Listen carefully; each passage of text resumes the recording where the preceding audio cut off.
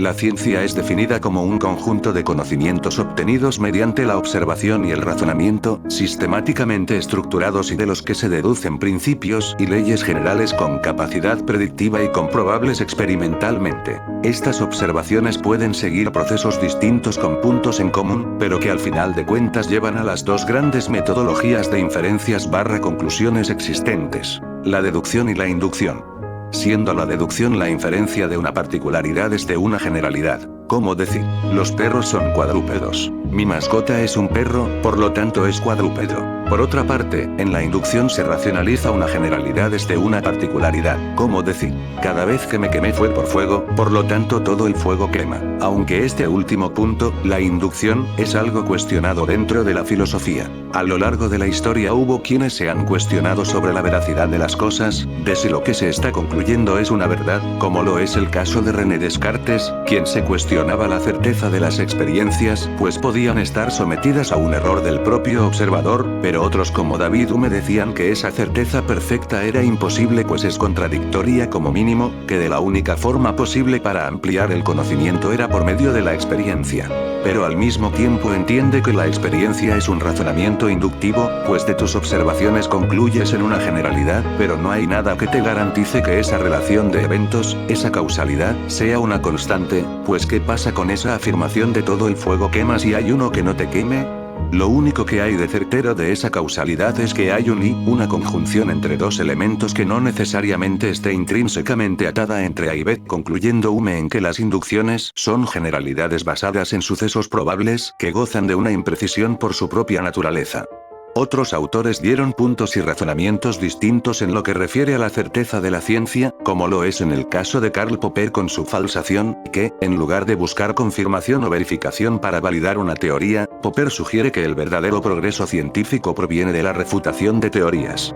Esto forma la base de la asimetría entre falsación y verificación en el falsacionismo de Popper. Mientras que una sola observación puede refutar una teoría, ninguna cantidad de observaciones puede verificarla completamente. Esta asimetría refleja la naturaleza provisional y abierta del conocimiento científico según Popper. En el contexto del ejemplo del fuego, la perspectiva falsacionista de Popper resalta que una única observación de un fuego que no quema puede poner en duda la afirmación general de que todo el fuego quema.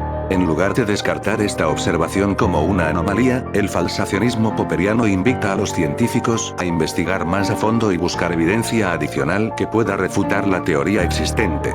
Este enfoque fomenta la crítica abierta y la revisión constante de las teorías científicas en busca de un mejor entendimiento del mundo. Y es que pensadores y cuestionamientos como estos son los que han hecho poner un foco en la filosofía de la ciencia, pues en una se explica el cómo de las cosas, la ciencia, y en la otra se cuestiona el por qué, la filosofía.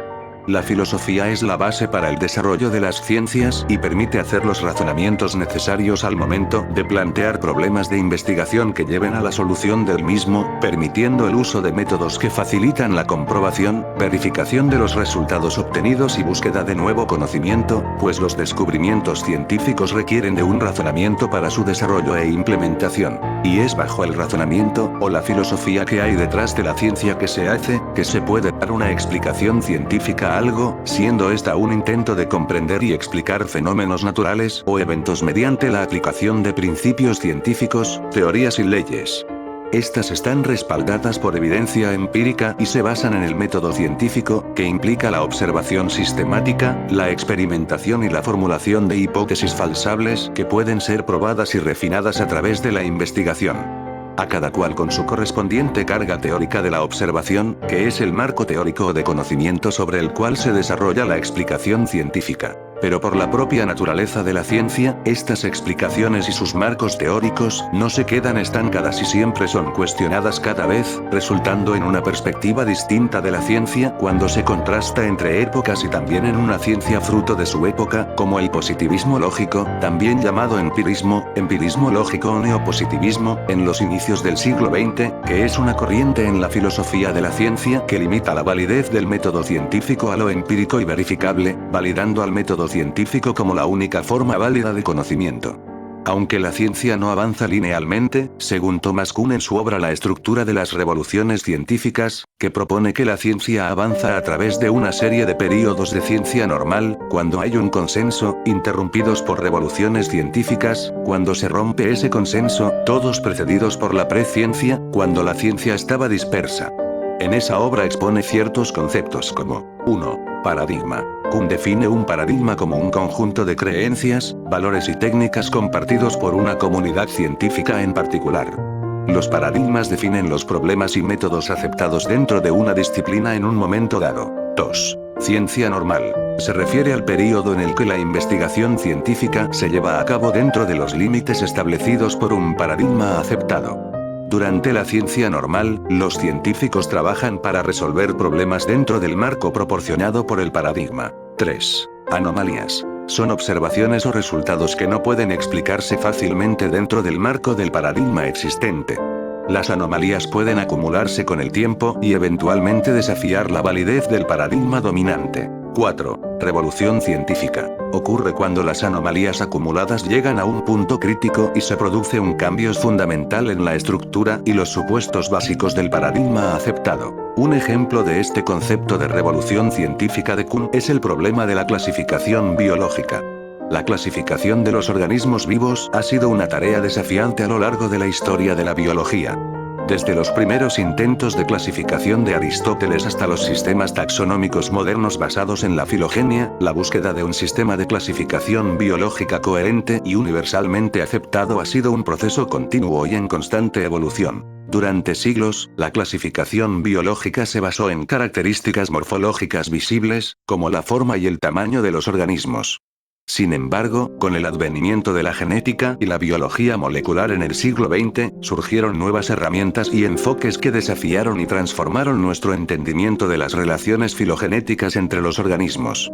La revolución en la clasificación biológica se puede observar en el cambio de un enfoque morfológico a uno basado en la filogenia y la genética. La filogenia, que estudia las relaciones evolutivas entre los organismos, ha permitido una clasificación más precisa y basada en la historia evolutiva compartida.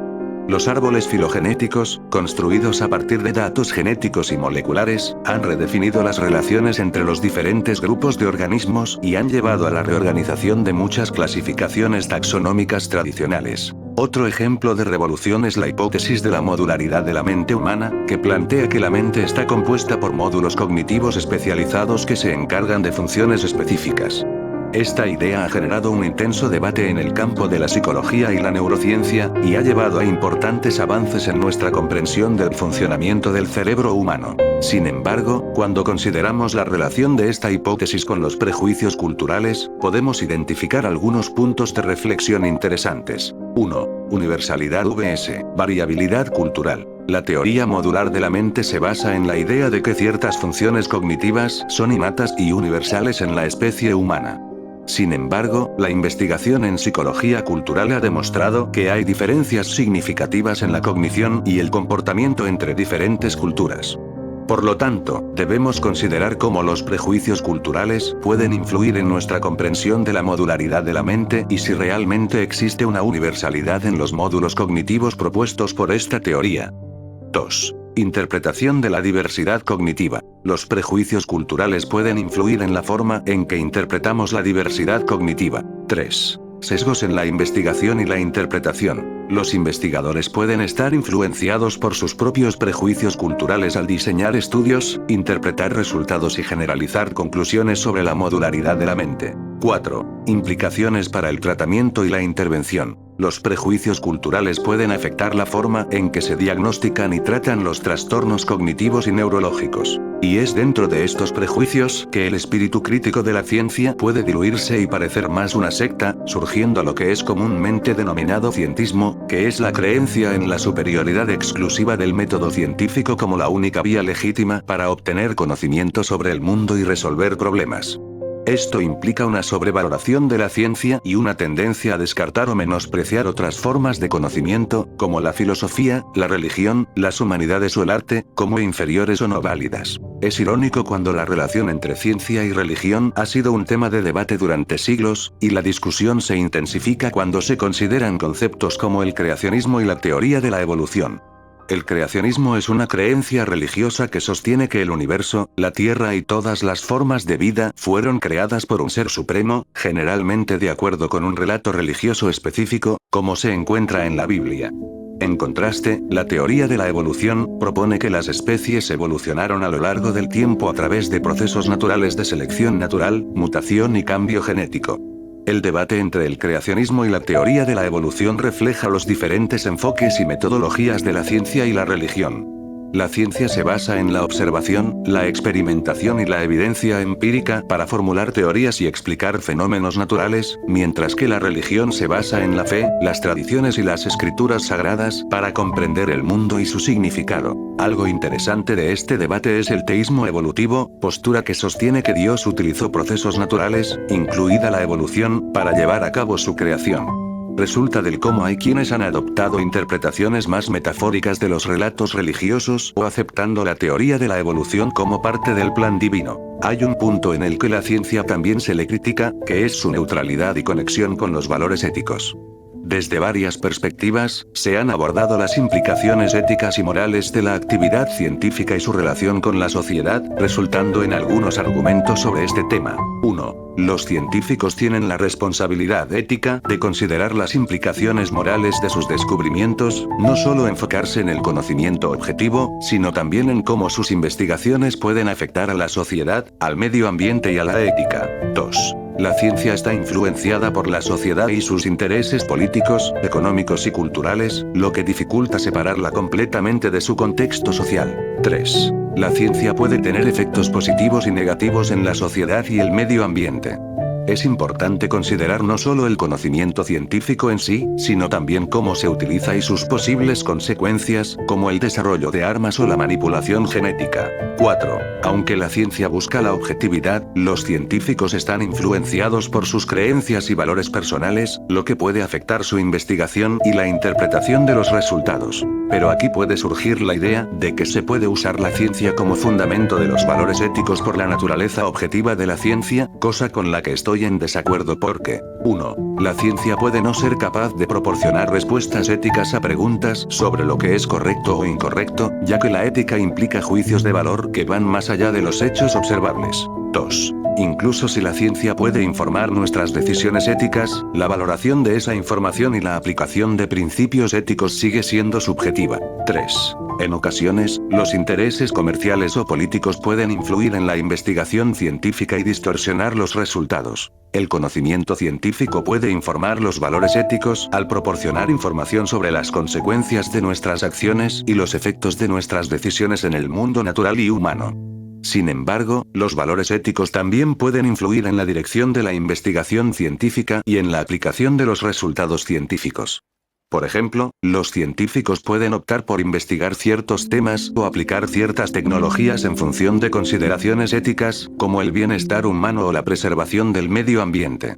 Los desafíos éticos en la práctica científica pueden surgir cuando hay conflictos entre diferentes valores éticos, intereses comerciales o políticos, o cuando se enfrentan dilemas éticos sobre cómo equilibrar los beneficios y los riesgos de la investigación y la aplicación científica. Considero que la filosofía de la ciencia es importante para su constante renovación y mejora. El entender el cómo la ciencia evoluciona, su historia, me ha hecho comprender que la humanidad, como especie sapiente, ha tenido que cambiar mucho, y que con cada cambio algo nuevo surgía que daba como resultado en una época de cambios y revoluciones que hacían que la propia humanidad creciese. El entender esto hizo que mi comprensión del método científico y la práctica científica cambiara y que me preguntase por qué la humanidad hace ciencia. Al final de cuentas me contesté que es un camino arduo, lento y muy largo. Pero que, aun sea así, era parte de la naturaleza humana, que la recompensa lo valía, que hay un impulso que hace que la humanidad se incline por las ciencias de manera innata, haciendo que se cuestione cosas, que ese es el primer paso para hacer ciencia. Esto me hace poner el primer momento en el que se hizo ciencia, en aquel instante en el que el primer humano se hizo una pregunta, y quiso contestarla, pues se requiere de cierto grado de inteligencia para cuestionar y preguntar, y también último empujón para cuestionarla, la curiosidad. Mientras sigamos avanzando como especie inteligente, lentamente podremos seguir evolucionando y mejorando, limando nuestras imperfecciones para un día alcanzar el cenit de nuestra especie. Pero solo lo haremos cuando entendamos que todos somos hermanos, que la unión es lo que nos trajo aquí y que no hay quien pueda hacerlo todo solo, que todos necesitamos ayuda. Ese sería el tema que más me impactó de este curso. ¿Por qué la humanidad hace ciencia? Porque hacer ciencia, la ciencia, es divertida. 地道なもんだ。ファンタジーに科学で勝ってやんぞ。不思議だ。ずっと前と同じ空を見てるのに、少し前からまるで違って見える。だろうな。きっとそれが何かを知るということだ。